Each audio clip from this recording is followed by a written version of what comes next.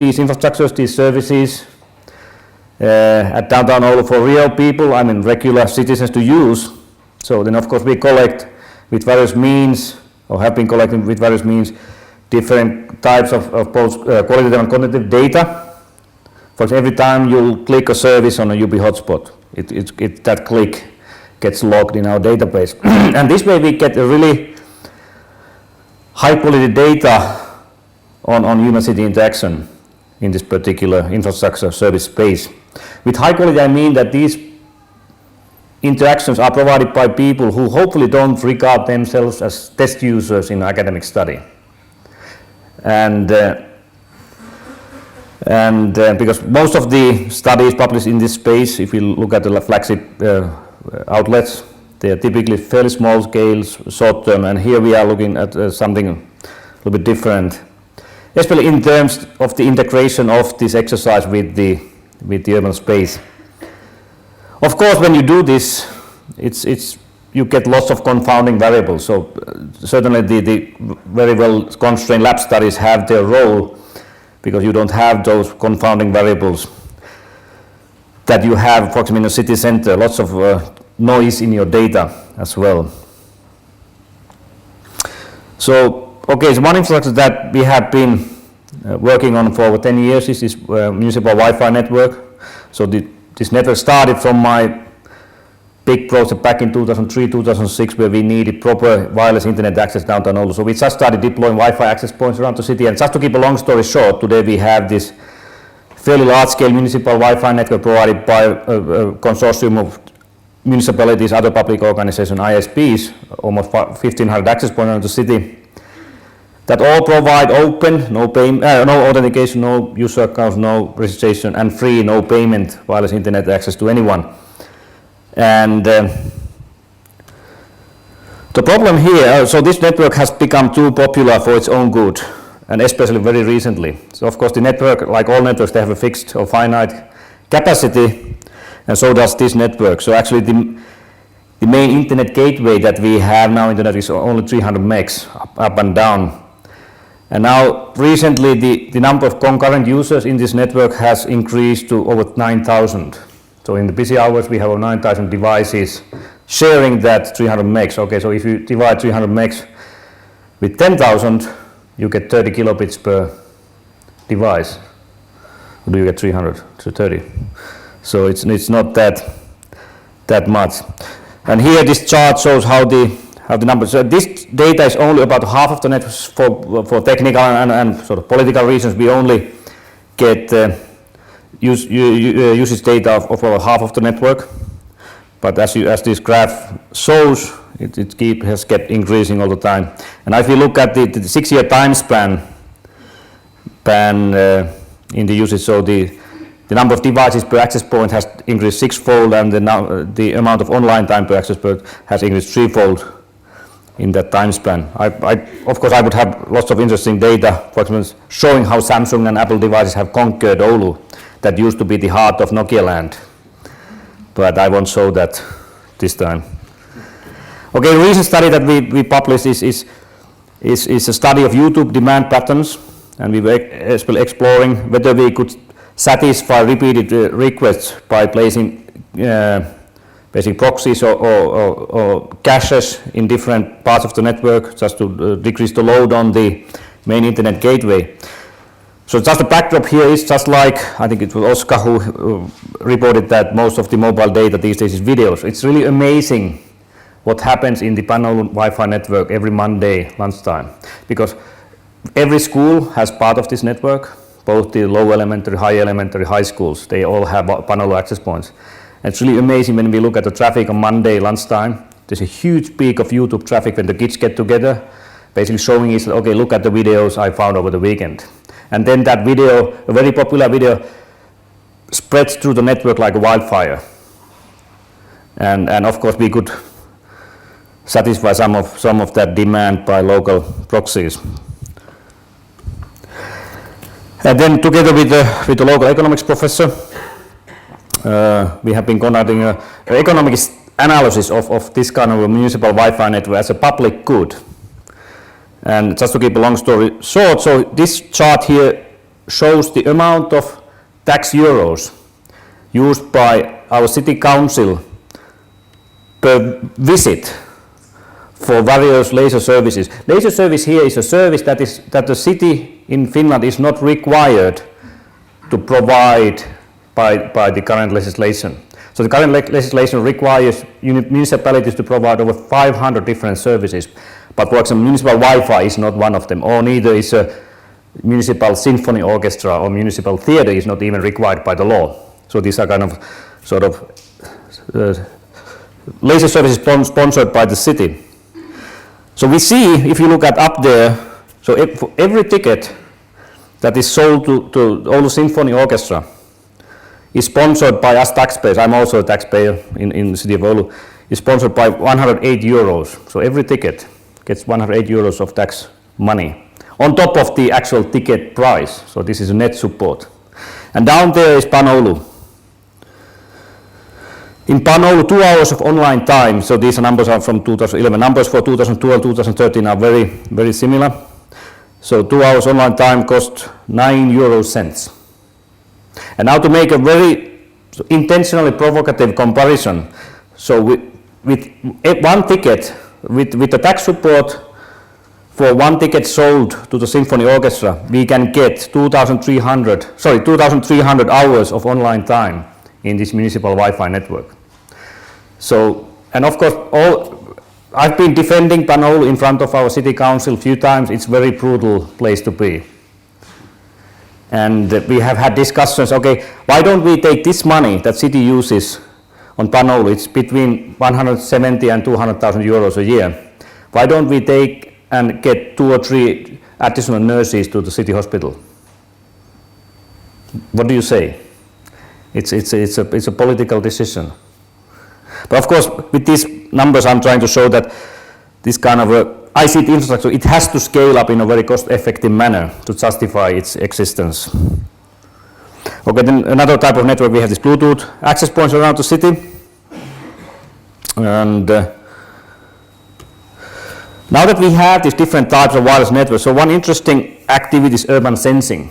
So every time you walk around the city with your Bluetooth radio on your mobile phone, it gets tracked by our Bluetooth sensors. And we have done lots of studies how we can use these Bluetooth and Wi-Fi traces for urban sensing. But here we have a couple of screenshots of the prototype tools that we did together with the local traffic control center. And there are lots of details in these papers that I've listed here. And then I take this opportunity now that there are researchers in the audience, so to advertise this AWARE framework that has been developed by Dr. Denzil Ferreira in the Professor Vasilis Kostakos group. And I think this is a really cool piece of software for anyone conducting studies or research on Android phones. So it's open source framework for really conducting large scale user studies in a very sort of effortless or efficient manner. Denzil already has over 3,000 research clients worldwide, and that number is growing very fast. So warmly recommended if you do studies on using Android phones. And just to advertise the competences of Professor Vasilis Kostakos group, especially on community imaging, as they call the research activity themselves. So their entry crisis tracker won the President Obama's Tech Challenge for atrocity prevention last year. So here the idea is that using social data, especially Twitter feeds, they construct this real-time map of different activities in a particular region.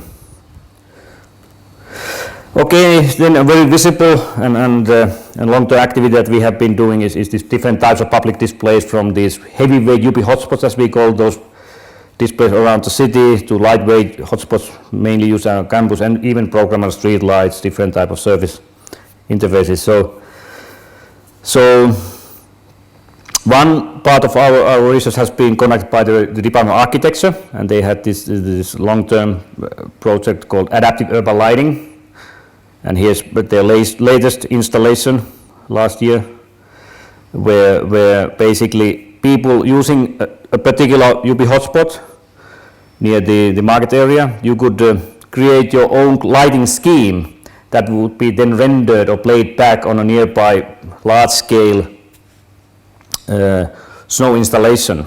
And the installation also reacted to people or kids, typically kids playing or sliding around in that snow installation. So again, now that I finally remember, I wish to emphasize that I'm here representing a large group of researchers, not just computer scientists, but also folk from architecture and economics and other disciplines as well, and also anthropology. Okay, just to give an example of the lightweight UBI hotspots, as we call them, much like these guys are the heavyweight. They are 600 kilos a piece. This is a very easy, much easier to move around. And Jorge Goncalves, one of our doctoral candidates, conducted this very interesting study on how this kind of displays could be employed for altruistic crowdsourcing. So basically what his system did, once someone touched the interface, it threw up these different challenges or tasks for people to complete. And he compared the performance of this kind of a crowdsourcing to that you can get from Amazon Mechanical Turk, and the findings are very interesting. So you find the details in either the New Scientist article or the Ubicom paper. And then we have this heavyweight, heavyweight in the many sense of the word, so not just being them heavy, 600 kilos a piece, those outdoor models, but also heavy on my mental well-being for many reasons. I'll get back to that later, maybe. Anyway, so we have now 18 of these around the city, so, and I think currently 6 are outdoors, 12 indoors. And we have been sort of operating these and having these at our disposal and at our responsibility since summer 2009. So it has been already, holy mackerel, 5 years of headache for me.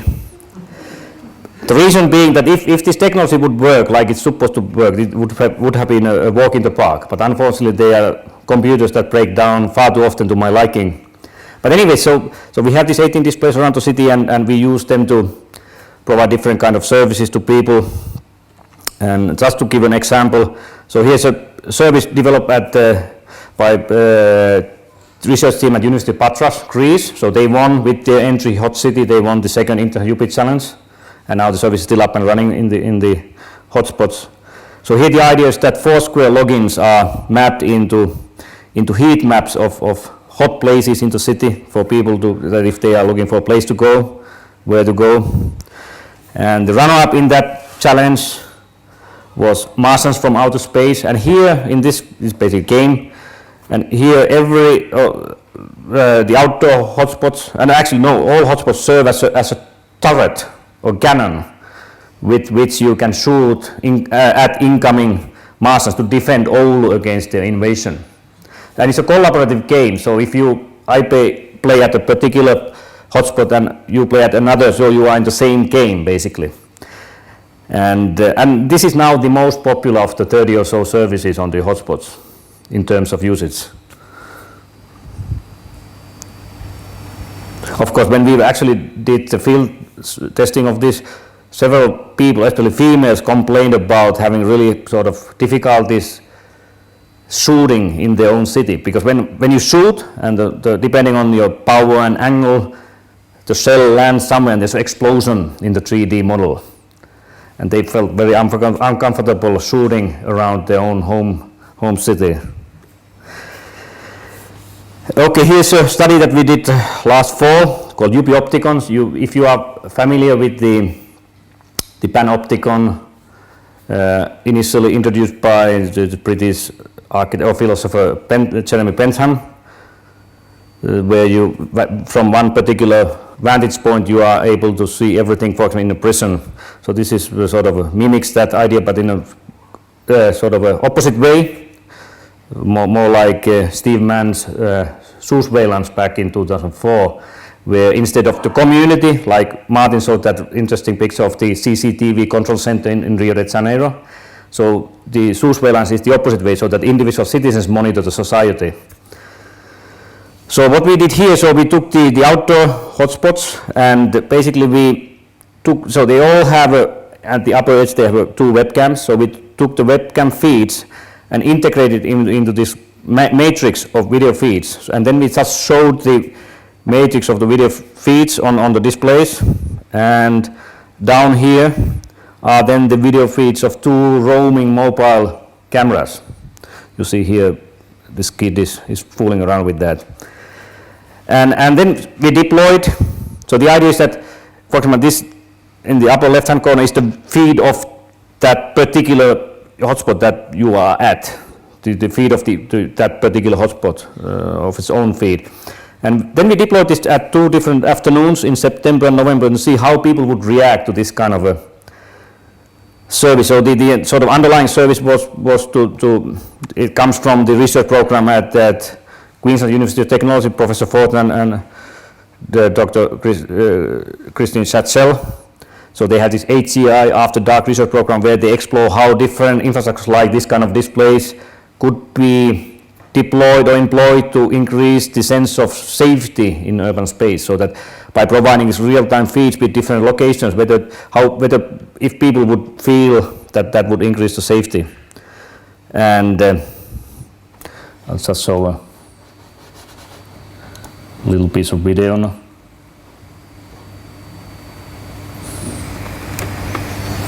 So the girls don't know yet that they are being videoed.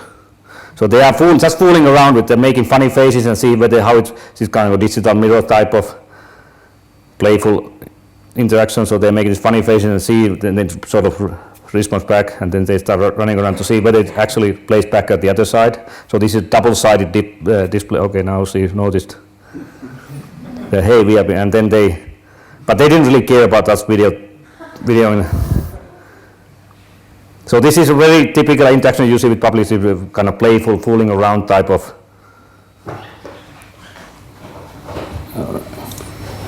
And here's another one. So the audio is pretty bad, but so here you see the mother approaching. The other kids shouts, "Oh, look!" And then they start interacting with that. So the mother lifts them up so that they can see themselves in the video.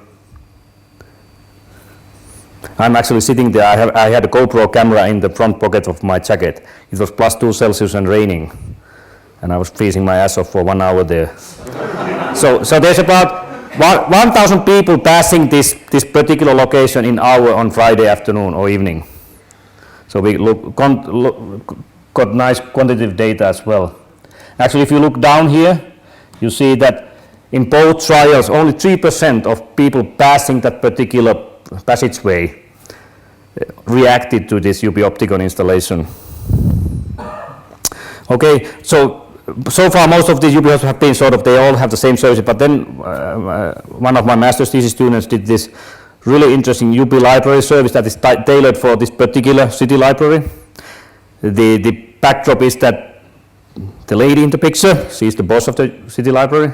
She got really unhappy with the sort of default service portfolio, and she wanted to throw the thing out of the library. So no, let's try to be more constructive. And this thesis worker did this really nice sort of a tag cloud-based interface for browsing the library's all information databases. It's also, so now that we have this camera, so it recognizes your gender and age category, and it adapts the browsing view accordingly. Okay, again, I don't want to point fingers, but especially ladies have felt offended by that, especially if the age category goes a little bit too high. And but well, it's the recognition accuracy between 80 and 90% based on our experiments. So unfortunately, as you see, there's this out of use poster on the display, so it's out of use literally. It has broken down. Okay, in terms of sort of technology development, so one of our doctoral candidates, Tommi Heikkinen, as part of his doctoral, created this open source toolkit for creating these distributed multi-display interfaces for populations of displays using web technologies. So it's also available as open source in case you are interested to try it out. And the latest infrastructure we have been working on is this collaborative 3D virtual model of the city. And now we're actually going through alpha testing of this model to see whether it would be sufficiently rich in terms of content and services to be publicly announced in this AR seminar that we have here in Oulu on Friday morning, or on Friday. So I have a slot there too. And we have different players have already been using this model for different, like urban planning or even commercial service purposes. But I'm just showing briefly one study that we did in terms of pervasive gaming. So we created this game called Street Art Gangs, and here the idea is that you're using a mobile client, you run around the city tagging places, so creating these virtual graffitis. So you see here, and then, but of course, when you are there in the physical space at downtown, so gaming UI is this shown here, this particular mobile app. But then you can also view the whole game world from the 3D virtual model, like it's done here. So here we have a player. The player has tagged the city hall and then escapes around the corner. So he's just moving away. And here we have an illustration of the policemen that patrol in the model. So if you can get busted by police because graffitis are a big no-no in Oulu. And we had just had a couple of weeks ago the first real field trial, just 3 teams of 13 to 17 years old teenagers, and we didn't have really high expectations. But the feedback and the sort of what that they reported to us from the playing experience was really positive, surprisingly positive. And one thing that we sort of were worried about was this small size. We only used 9 blocks in this game, this first game, with external players or participants. And then when we were debriefing them, we hinted that later this summer we are going to run a second tournament with much bigger game world, about 30 blocks, and they got really scared. Not scared, but they were said, no, that 9 blocks was it was just fine, because they ended up running like crazies around the city the first day. So they were so wasted that they sort of agreed to take the second day off. So it was a 4-day tournament. So they were really sort of worried about having to run around 30 blocks. And then very rewarding and important research subtrack has been anthropology studies. So there are 2 anthropologists, one postdoc, one doctoral candidate now wrapping up her PhD, that have background in cultural anthropology, and they have been with a cohort of elderly adults and a cohort of young adults. They have been studying how the local folks, how they appropriate these new technologies and the services in their daily ICT practices. And one particular dimension of that was sort of how both the seasonal weather and daily weather affects these ICT practices. So this actually can happen in Oulu. So this is the UB hotspot at the marketplace. So you see there's almost 1 meter of snow around the hotspot. And still, it's not visible in the picture, but there were footsteps coming here, and then somebody had fiddled with the display. So that's like a wintry informatics. Okay, so I mentioned my headaches. So my headache here is that we got this. So one of the many conditions for the ERDF funding that we got back, it now feels like ages ago. So one of the many conditions of this funding is that we have to keep this infrastructure up and running for 5 years after the conclusion of the ERDF project without any additional funding. So it means that we have to keep this infrastructure up and running till March 2017 with our own expense. And that's a tricky proposition. And so what we have been doing, we have been selling the capacity to commercial players. And we have managed almost to create a revenue of 100,000 euros a year. I'm probably one of the, if not the only professor in Finland who has an account manager in his group. So I have an account manager that takes care of all these media sales.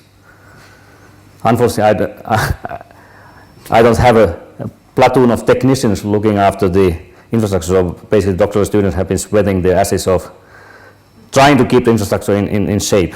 Fortunately, that unit out there is still under warranty. We bought it from Slovenia, thanks to EU-wide bidding.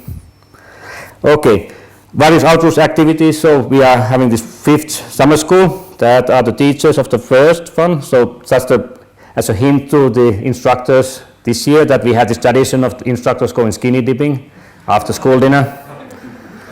And so this year we have 59 students from 16 countries. Thank you very much for coming. And then we have this international UBI challenges. We have had 2 so far, and probably there will not be a third one. Where we basically opened up all this infrastructure, not just those shown here, but everything for other research parties out there to propose what they would do. So basically the challenge was to use that infrastructure to deploy a public service to the general public in Oulu. The first one was really nice. We got over about a dozen entries, and we had 4 university teams in the final for spending summer 2011 here. The second one really didn't work out that well because we were not able to, due to lack of funding, we were not able to provide sufficient monetary incentive for people to participate. And then we run this UBI Research and Resilience program. So for example, this UBI optical study was done so that Markus Voth got this grant from the resilience program, and he came to Oulu for a couple of weeks and to spearhead that project. So if you're interested in trying out something here, just apply.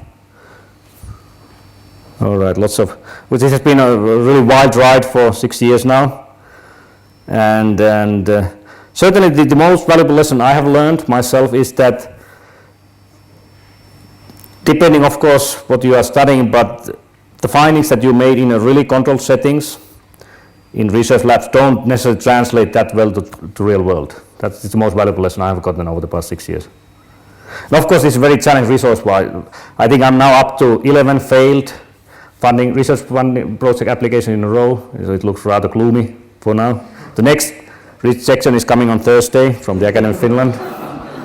So if you see me moping around Thursday afternoon, you know the reason.